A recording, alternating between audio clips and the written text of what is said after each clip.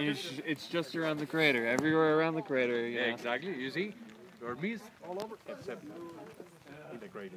Well, keep probably closer to the Get up close. Move up. Wandsworth.